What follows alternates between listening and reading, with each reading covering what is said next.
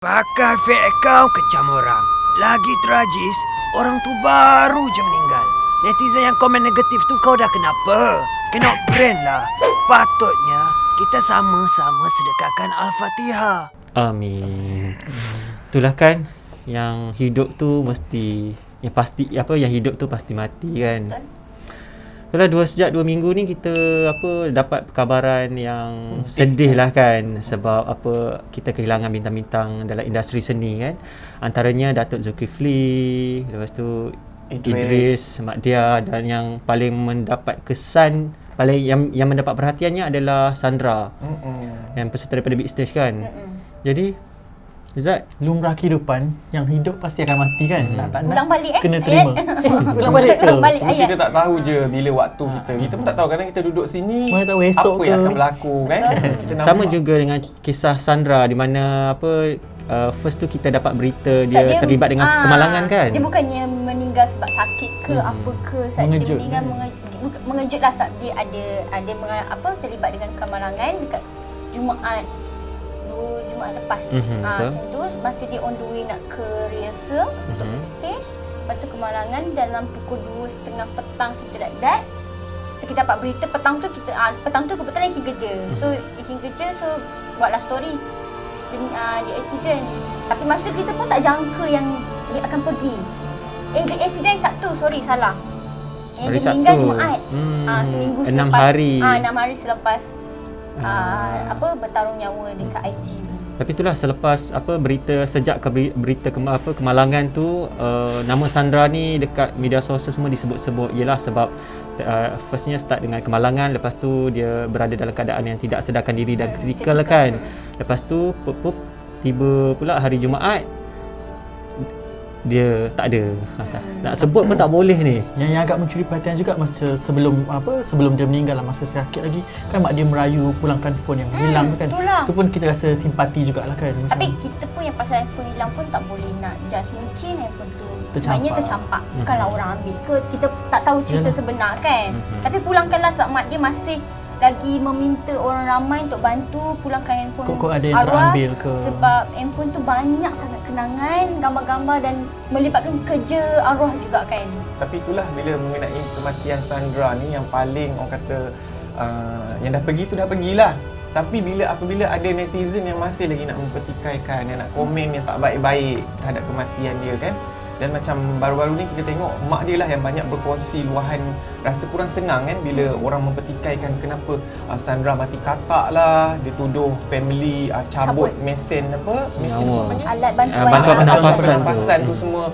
Jadi mungkin netizen ni sepatutnya kalau tak ada benda nak cakap, diam je lah. Siapa sebenarnya individu yang tergamak melontarkan kata-kata? Sebab kan dia fake account kan, tapi kadang-kadang kita terfikir juga siapa di sebalik fake account, macam mana rupa kau tergamak hantar komen macam tu, sedangkan orang tu dah meninggal. Mak arwah tu, orang tu belum lagi terima hakikat yang anak dah meninggal. Tiba kau hantar komen lagi macam tu. Betul.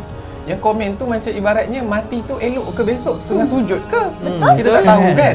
Kalau dia cakap macam tu, kalau dia dah tahu mati dia dalam sujud ke, lain lah juga. Ini kau mempertikaikan kematian orang lain, lepas tu menyebabkan family terguris hati. Dia pertikaikan sebab arwah kan meninggal pada hari Jumaat. So orang kan cakap bila seseorang tu meninggal pada hari Jumaat tu bermaksud yang dia terlepas daripada azab neraka.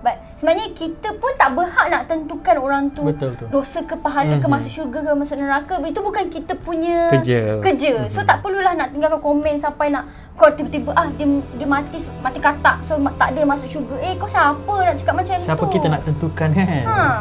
Tak ada apa nak cakap, doa yang baik-baik je lah kan. Senyap ke ni nak mengata apa masalah mereka sebenarnya. Itu satu hal yang komen-komen yang macam tu. Baru-baru ni kita ada hari Ahad lepas kita ada interview Nana Shime dengan Farid Syairi. Sebab diorang kan boleh kata rapat juga dalam Big Stage dengan arwah. So diorang dedahkan rupanya arwah Sandra ni pernah mengadulah dekat diorang ni yang rupanya dia pernah kena kecam sangat teruk. Yang sampai ada yang kata, guna kata-kata kejam lah, memang keji gila lah, macam sampai melibatkan arwah punya perniagaan ikan masin lah. Cakap macam kau pergi je lah biar ikan masin, jangan menyanyi lagi. So arwah macam mengadu dekat diorang, kenapa kenapa, apa salah dia sampai dia ada haters. Sedangkan dia tak buat salah ke orang pun, tapi orang kecam dia terus. So dia sangat down, dia sangat sedih. Sebelum kira macam benda tu dia mengadu macam minggu lepas, dan minggu ni dia meninggal. So macam dia pun tak sangka ada orang sekejam tu, sedangkan dia tak buat apa-apa pun ke orang tu. Betul. Tapi kena kecam sampai macam tu sekali. Yalah, apa salahnya jual ikan masin, kan? Boleh buat duit juga. Sebenarnya orang cakap nak kritik tu boleh, nak komen ke, nak tegur orang tu boleh. Contohlah kalau orang tu nyanyi tak sedap, kita boleh tegur. Tapi bak kata Kak Lina Popom pun, contoh kalau nak tegur orang ke, nak kritik ke, gunakan bahasa yang sesuai. Tegur je lah baik-baik, tak perlu sampai kau nak maki ke, tak perlu sampai nak guna perkataan-perkataan tak sewajarnya lah kan. Sebab kita pun tak tahu perkataan-perkataan yang kita guna ni akan memberi kesan kepada orang tu.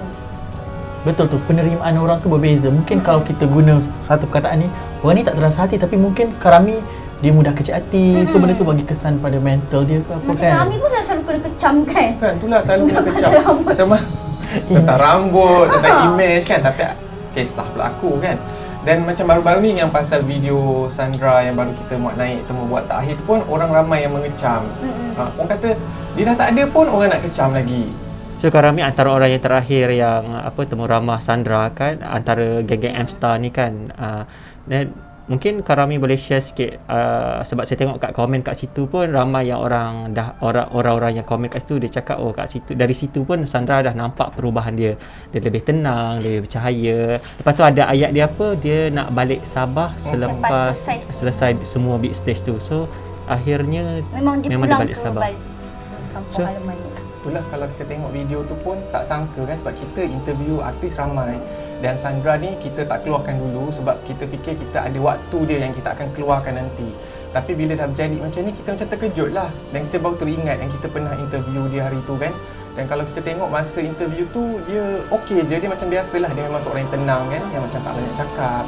Dan dia pun sempat cakap lah macam, abang nanti kita jumpa lagi, dia jangan bahasa Sabah dia kan. Dan bila ingat balik tu rasa macam tak sangka yang itu adalah orang kata interview terakhir. Dan dia pun cakap kalau dia dah habis semua, dia nak balik Sabah untuk fokus bisnes. Tapi rupanya tak habis lagi program tu, dia dah balik selamanya. Sebenarnya saya agak emotional sikit lah bercerita benda ni kan, sebab kita pun dah kenal dia daripada Mentor 2014 dan rupanya hanya beberapa tahun je lah yang kita sempat kenal. Sandra ni sebenarnya gila-gila sikit orang dia kan. Betul je kan. Lepas tu kan Iki pun teringat sebenarnya Iki pernah pergi bercuti Bali dengan dia. Masa tahun, tak ingat tahun bila, 2013 something like that. 2014. Masa dia baru keluar masa dia dengan satu syarikat pengurusan ni lah. Syarikat pengurusan ni dia bawa media untuk pergi bercuti ke Bali. So ada Sandra masa tu, ada penyanyi yang Sarah Fazli dengan Aina Abdul. Tiga orang. Dia orang bertiga memang rapat kan. Masa tu kita orang pergi untuk bercuti sekali lah. Tapi dah tiba-tiba masa tak ingat waktu tu, tak ternampak ada gambar, ada kawan media lain share, rupanya baru teringat kita orang pernah bercuti sekali. Dah, apa-apa kita sama-sama sedekahkan Al-Fatihah kepada Allah Yarham Sandra. Semoga rohnya ditempatkan dalam kelangan yang beriman. InsyaAllah.